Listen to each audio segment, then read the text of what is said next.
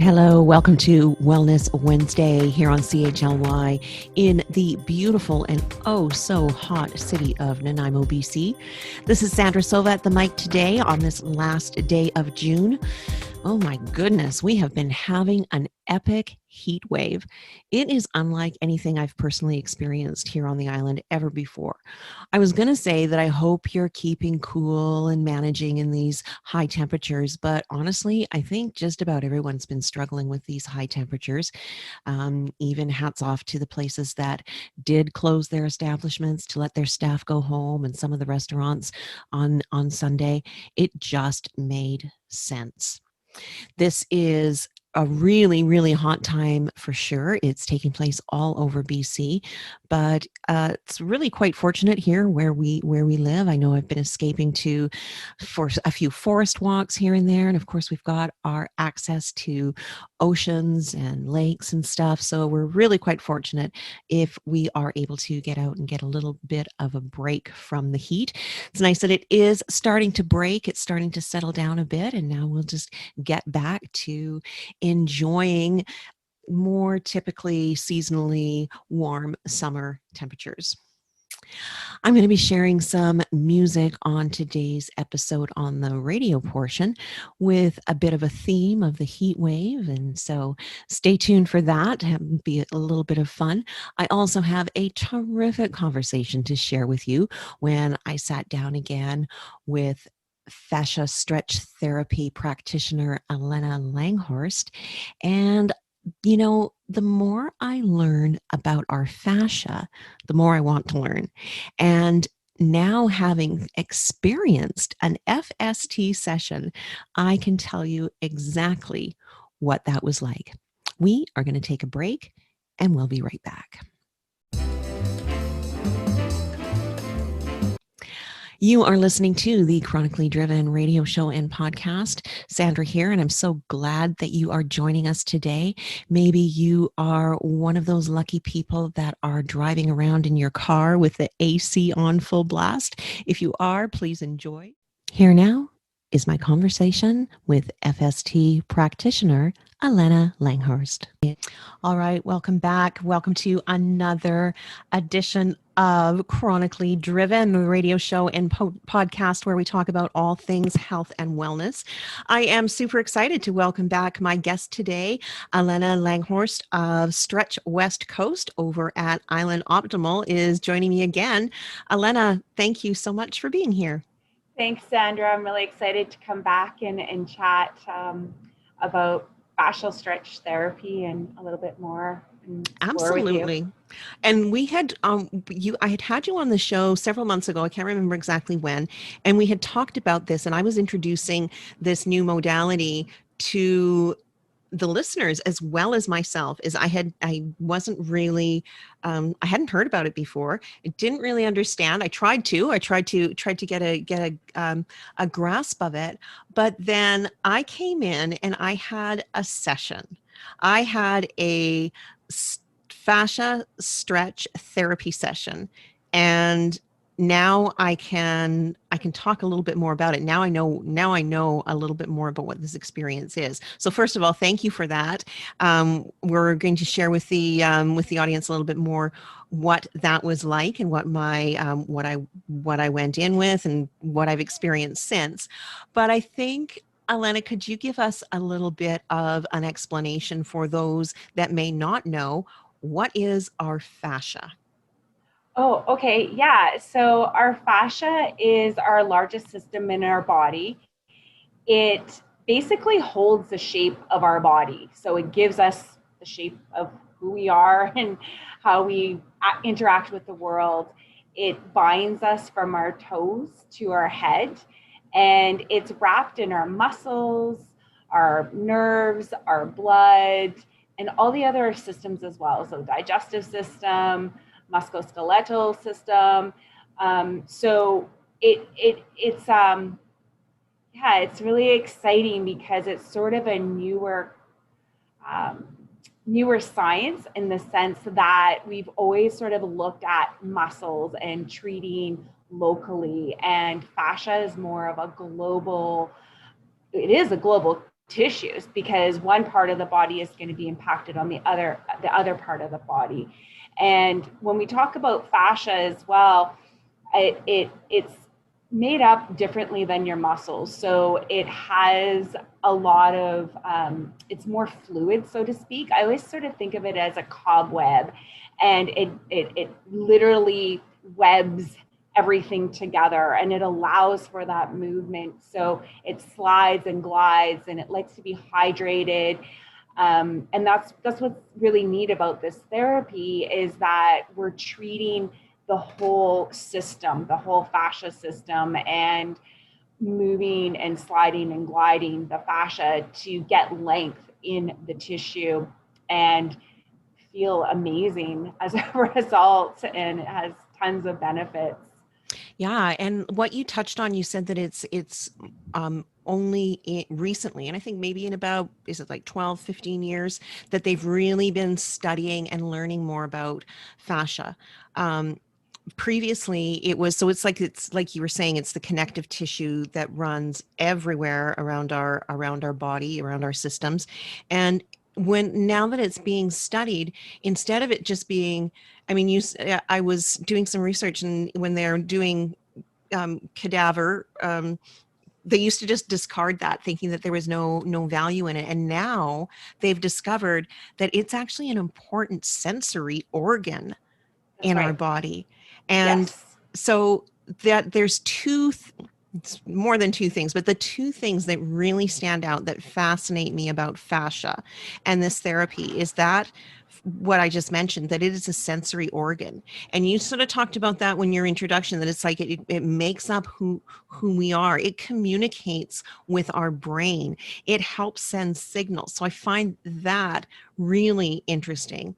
And I also learned that fascia has the ability to change from a more fluid state to a more like a more sticky and rigid state. And that is where we, not only where we get so caught up and tight within an area of our body, but then we get out of alignment.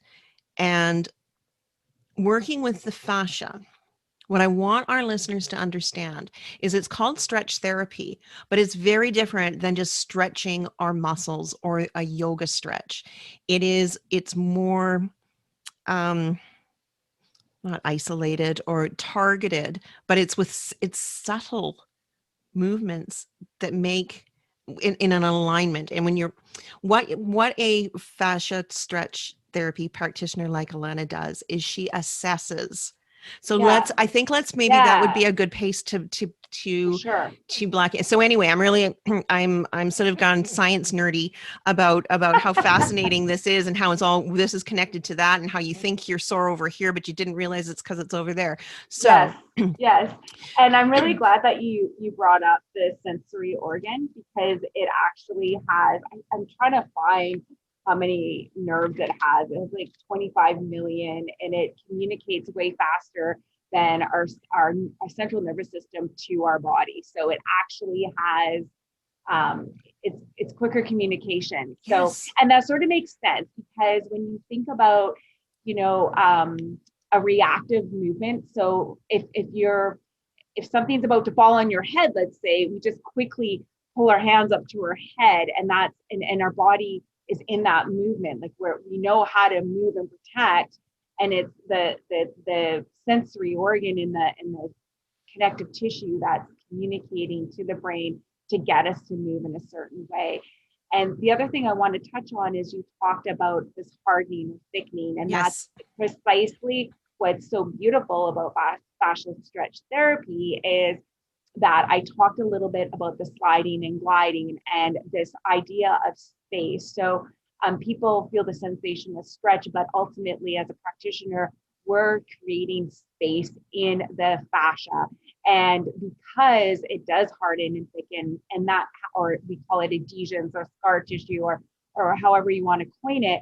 And over time, just through age, we see the body dehydrate, for instance. So the fascia automatically is going to have some hardening or thickening happening. Car accidents, injuries, posture, alignment, repetitive movement in a certain way without moving the tissue in all directions can also create this thickening or hardening, so to speak. Mm-hmm, mm-hmm. And and so when I went in, so I Yep. went in, we held off on my session because as I've mentioned, I had a knee replacement surgery in the middle of March of this year, and I'm going to be talking a little bit more about that later, but that's been transformational for me in how I carry my body and my alignment. And for probably, I'm going to say at least a good solid 15 years, I have been really debilitated on my left knee, and I've been favoring my body and compensating.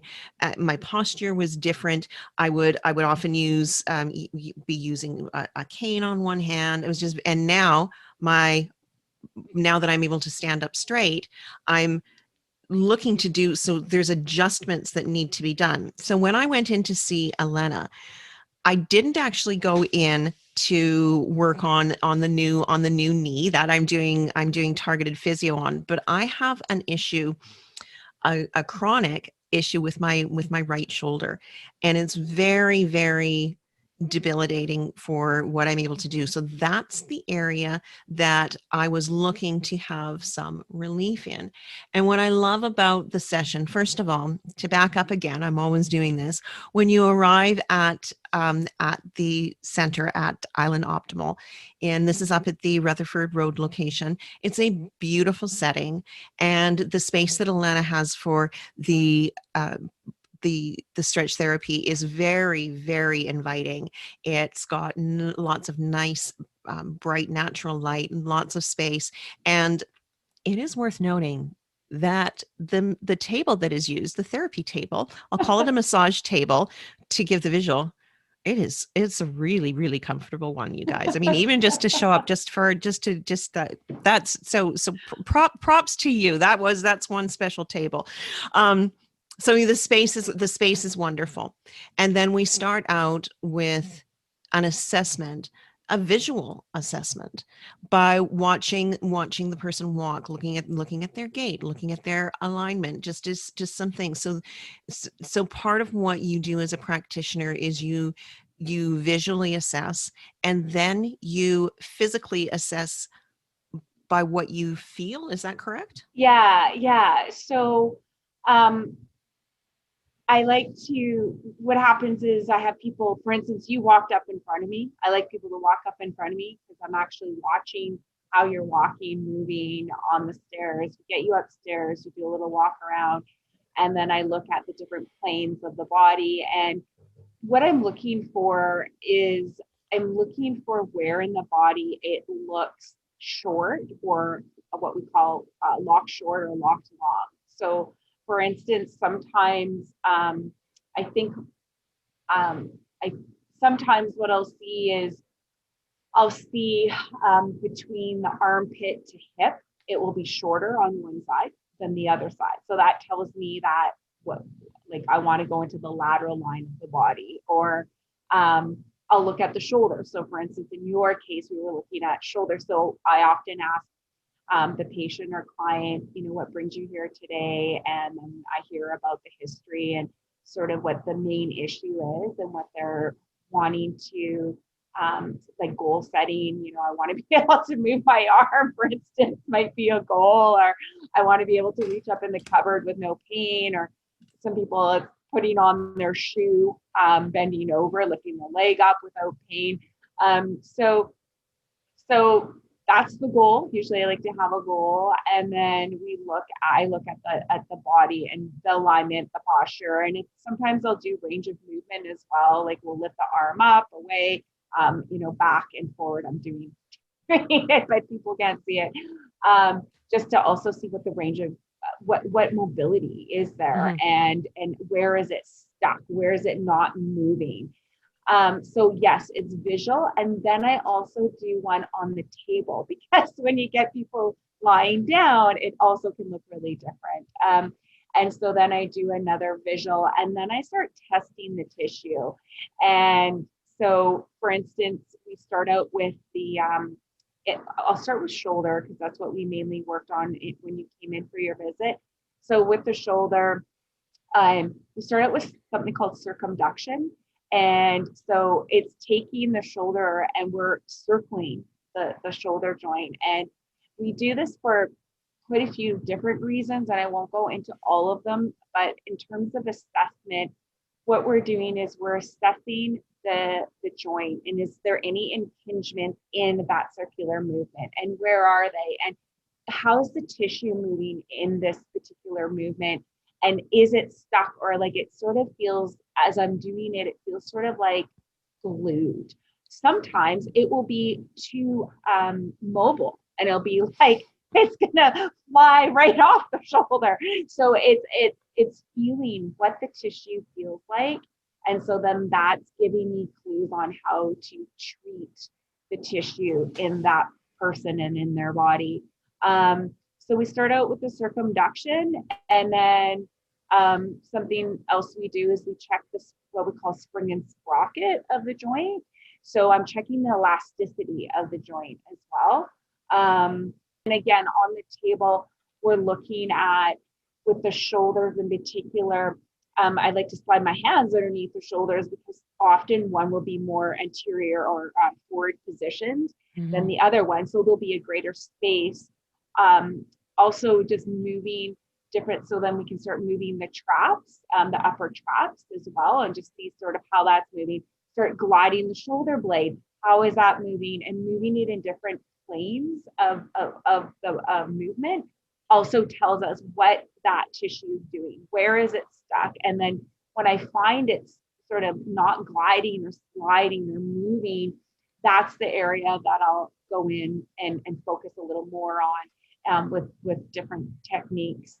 And then going back, so then, when you find an area where you're like, oh, it's a little stuck, and let's say it's the shoulder blade and it's sliding it down to the hip, let's say. So if the shoulder blade's not sliding down or up, you start moving that connective tissue or the line that's going to impact that shoulder blade. And then after doing the stretch, or I sort of like to think of it as a movement piece, like I'm moving your body, but it feels like stretch. It's almost like a dance with the tissue. And so after dancing or moving that tissue, I go back and I reassess it. How is that feeling now? And so that's a big part of the assessment. And it really is assess, move it, reassess, move it, reassess, move it. And I'd like to jump in and say that this is a very, it's not painful. It's very gentle. Calling it a dance is because you're moving along with the client, and so it's not chiropractic when we're saying we're adjusting, we're doing that. There's no sort of manipulation or anything like that. It's movement based on whatever range you have. You're not being put through a series of this is, normal expectation. You're doing this in conjunction with what your therapist is feeling, observing, and you're watching the breathing and a couple of reminders to breathe, which I know I benefit of that because I tend to, we tend to hold our breath. And so, yeah, it's a very very gentle, non-invasive experience. Yeah, I'm glad that you clarified that, because some people think it's a massage. Some people think when I talk about manually moving the body, they think I'm like adjusting, but I'm not moving bones or adjusting anything like that. I'm lengthening, and depending, I might even be shortening the tissue in different areas. And we do that to the range. You nailed it in the sense that you said, to the client's range of movement. And the great thing about the assisted fascial stretch therapy is that we're getting into places that a person individually cannot do. And in addition, we're able to take you past, we work on a resistance theory. It's called R1 to R3. Can't remember who came up with it. So we're moving, they say that the tissue has 3 levels of movement. So it's sort of like, I don't even know what a parallel would be. Um, it's it's like when you move your finger and you pull the finger back, it'll go fast, fast, fast, and then it'll start to get slow, and then it will get stuck, right? Mm-hmm. So if you take your index finger and you just gently pull it towards you, it's like fast, fast, fast, slower, slower, slower, not going anywhere. And if we pull it too far back, that's going to be painful. And so that's called what we call resistance 3. We do not want our clients to be at that end range where it's going to be painful, because then the sympathetic nervous system is going to kick on. The body's going to go into protection mode, and everything's going to start firing. So it's counterproductive of what we're trying to achieve. Something else that we use, a technique, depending on the client as well, is we'll use traction. And so if you do that same thing where you're taking your finger and you're gently pulling it up to the ceiling, you're getting a little traction that's happening. And then you'll be able to move the finger towards you, and you'll get more range of movement before it starts to slow down.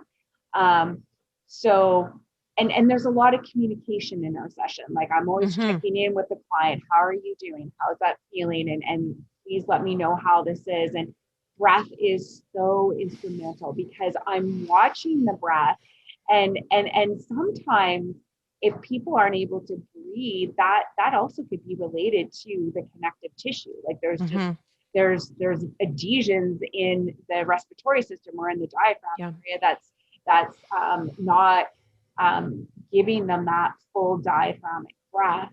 And the breath is key also, because it signals to the brain that we can relax and let go. And even when you talked about, I think you said you inhale, you hold, you take a breath in, and then you might hold your breath because you're bracing. That also can signal to the brain that the pH level is off in the body, because you have more oxygen versus you're not letting out that carbon dioxide out of the body. So the brain's like, what's going on? Like the pH level in the body is different. And now, we're in protection mode and fight or freeze or flight mode. So breath is really essential, and I really it's a lot of fun when we can get the breath going, because on the inhale we're relaxed, and on the exhale we're moving, and that's when we're moving that tissue and getting this sensation of release or stretch. Yeah, no, that it is an important part of it. And the client also participates a little bit sometimes with providing some resistance to some pushback. Yes.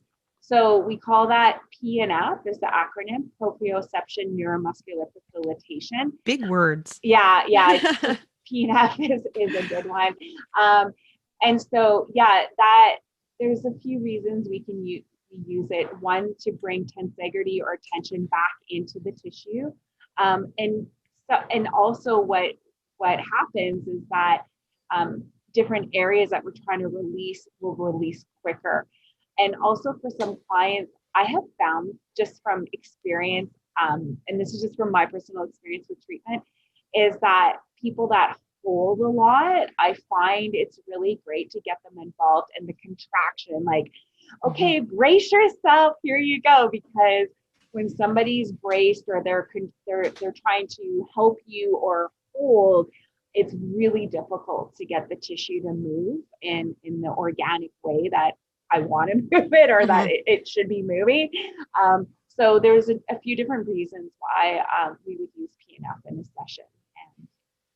And I will say that I wasn't nervous going in, but it took a while for my body to get that relaxation. I trusted you, but someone's literally taking and manipulating your limbs and things like that. So it took, after a while, I sort of got it. It's like, oh, okay, this is the dance, I know. And I'm not leading. You're leading. You're leading the dance. And that's one of the key things to be able to, when you show up for one of these sessions, I would say that that's really important, that you're just really giving into the process, because you'll get a lot more out of it if you do that. So that was what we did for my session. And it was, we did a lot of work with that. And it was it was it was it was interesting. And afterwards, you feel, after you getting any sort of treatment like that, you just have like a lightness and a buoyancy about you. And I sent a follow-up to you, I think the next day, to let you know how I was feeling with that. And what I noticed is, like, for day one, I was really, really impressed that my shoulder pain had dissipated quite a bit. That did come back. But what I have gained from that, and you had mentioned it as well, you said creating space. You're creating space within the tissues. And my range of movement in that shoulder is, and still, I think, did we have that session 2 weeks ago? It is still, I still can feel a difference. And what I noticed, I like to put it into practical things. It's not just like, oh, okay, it feels better.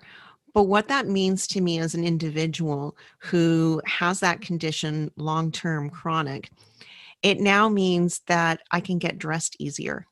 It now means that when I'm doing my hair in the mornings, I'm able to do that with more ease, less pain.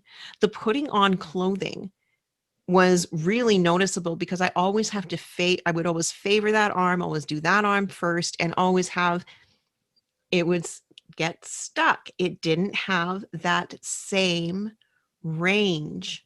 So, and by learning and understanding what's going on with the fascia, I'm pretty certain that I've had the adhesions, the thickening, the stiffening going on there for quite some time. And by stretching that, by creating that space, that has, the residual effect is what I'm feeling. Does that kind of sound, is what I'm saying sort of what you do? Yeah. That's that you said that so eloquently and well put, in the sense that, you talked about favoring, right? So Yes. when we favor, we're only going to, so we'll brace, we'll hold, um, we'll hold the shoulder in a certain way to protect it. And in addition to favoring, what often happens is that we will move our arm, our shoulder, in a only favorable planes or Yep. directions, so to speak. And so, because, let's just say, for instance, maybe bringing arm overhead is a direction that is too painful. So you're going to limit yourself with that that direction, or that Yep. movement from the overhead, to protect yourself so you don't feel pain. So what happens is that when we start favoring, the tissue starts to thicken, because it is, the saying, if you don't use it, you lose it. And so this does, it's truth. It's Yeah. totally true. So if we're not using it, the fascia begins to thicken and gets adhesions. And so then it becomes even more challenging, your movement. Even if you wanted to lift, if you're like, hey, I'm going to do it today, I'm going to, suck up the pain and move my arm overhead. Hmm. Um, Even if you wanted to, your range of movement is going to be more limited, because of the hardening or the thickening of the tissue. Hmm. And so that's exactly one of the beauties about this therapy, is that we can go in and we create space, and then it allows for that greater range of movement. And yeah, and I'm so pleased to hear about the Yeah. benefit that you experienced. Yeah, I mean it's incredible, and I just know my body is almost saying, "Oh, can we go and do that again? Let's a couple." Because I honestly, Totally. like you talked about previously, that like getting like 3 sessions to get it worked on. One of the things that really struck out for me, I watched this video that gave a really good example of, so this is what the difference of stretching your muscles, or muscles and muscle groups are isolated. Yes, they work with one another, but our fascia is like, it's all connected. It's like that, you mentioned sort of like a spider web, so everywhere, all our body, it's like this spider webby sticky thing that is all that's attaching everything together. If we have a tightening and adhesions of our fascia in one area of our body, our hip, our leg, our shoulder, that can cause an imbalance in another area of our body because we're being constricted and stretched. And what that we explained is then why, in working through that, you can discover, and I'm sure you see that a lot in your, when you're like in your visual assessments and stuff, and we even did some things doing it, and it one area, it's not always the area that's hurting that needs to have the work on, or that you know what I'm trying to say. I'm not. Yeah. Yeah. Yeah. No, you're so, that's such a good description. So I want to do a little experiment because this is what fascia is like. So if you take the top of your pants, like Mhm. just reach to the side of your pants, and then just turn it, turn it, turn it, turn it. And you'll feel the material tightening maybe across your waist, your Yeah. hips, and even maybe down the side of your pant leg. Yeah. Okay, so that is how fascia works. So you talked Right. about the adhesion. So as you're turning your shirt or your pant, it's just not that area where you're, pulling the material The inward. rest of it. The rest of it begins to glue and tighten as well. And that's the difference with fascial stretch therapy versus, there's other fascia releases which are fantastic, um, but they treat more globally, and I think those have its purpose. But what's really exciting about this therapy and makes it unique and different is that it's treating the whole. Sorry, I think I did it backwards. Other therapies often just treat locally, and fascial stretch therapy treats it as a global. So Mm-hmm. that when you do that experiment of grabbing your shirt and tightening it, all the other areas that are pulling on your shirt or pant leg, we're going to be addressing Yep. in that session. And so I think that's what you were saying, is Yeah. and sometimes you're not even aware of where it's being pulled in different parts of your body. And um, I always I always sort of keep in my mind when people come in and they tell me that they're in pain, or they, their primary challenge is a shoulder or a hip. Um, it's always really interesting when you get in there because it's not necessarily Mm-hmm. maybe tight, maybe it's too loose, or there's other things that are happening. So it's yeah, it's really really amazing stuff. I always feel like I'm a detective, like a Yeah. fascia detective, moving through, combing through the tissue, trying to find where you're stuck or glued, or where do we need to bring tension back into the tissue.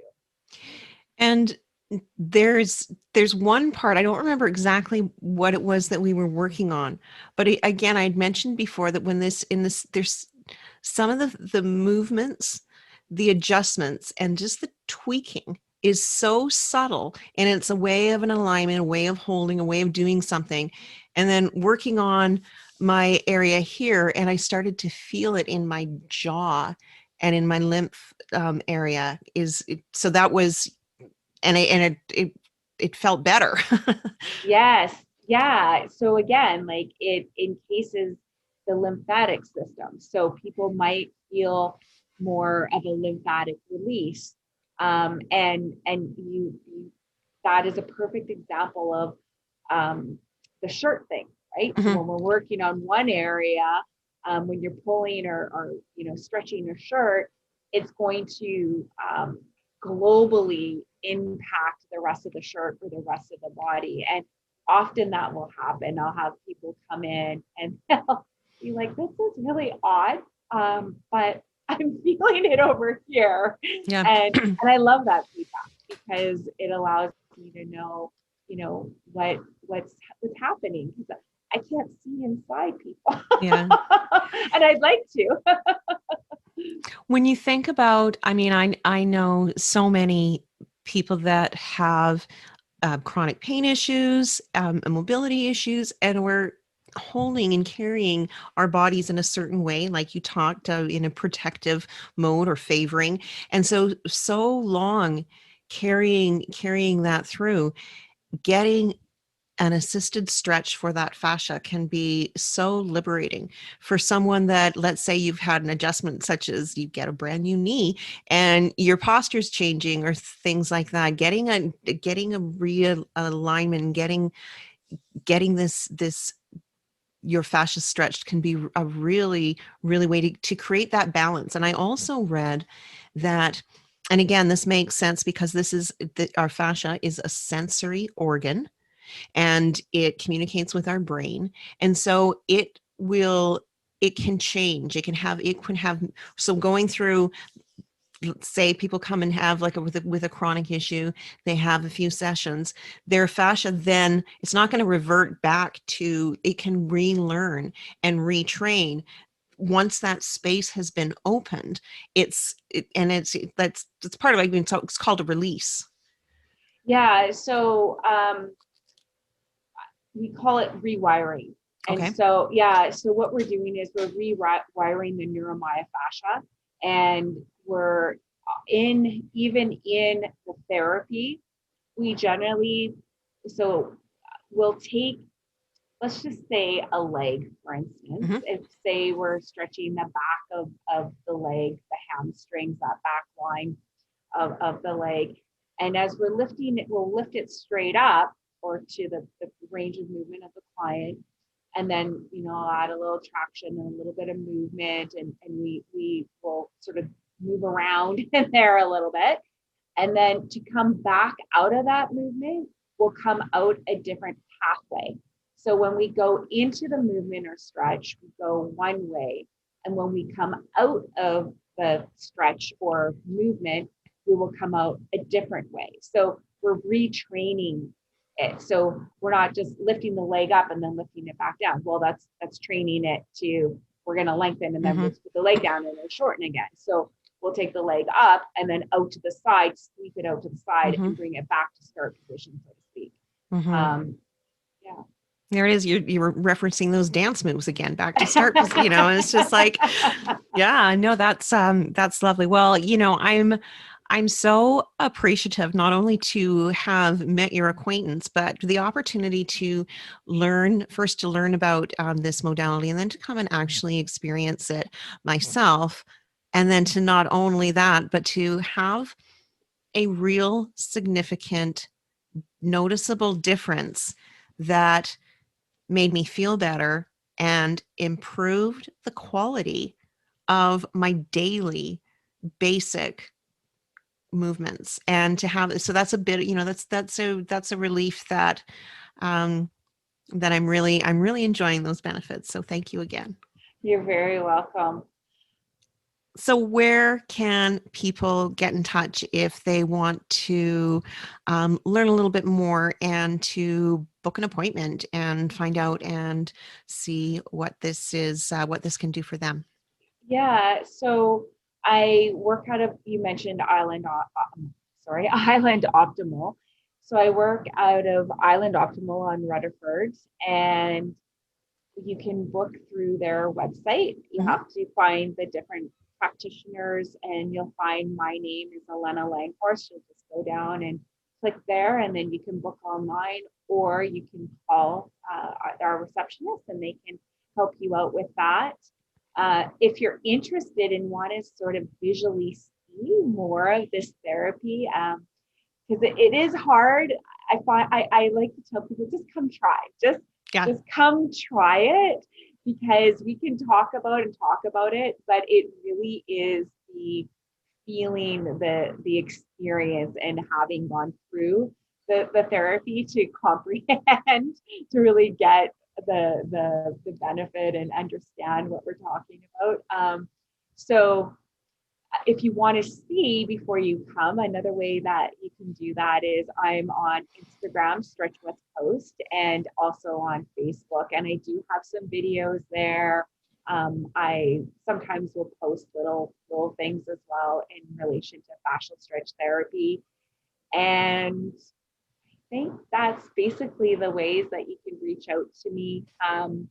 My email is Alenna@islandoptimal.com. That's another way if you have a question or just want to Perfect. ask a few things, shoot away. I love talking about this. This is Yeah. my passion, and it's really exciting to be a part of a therapy that is new and a new modality.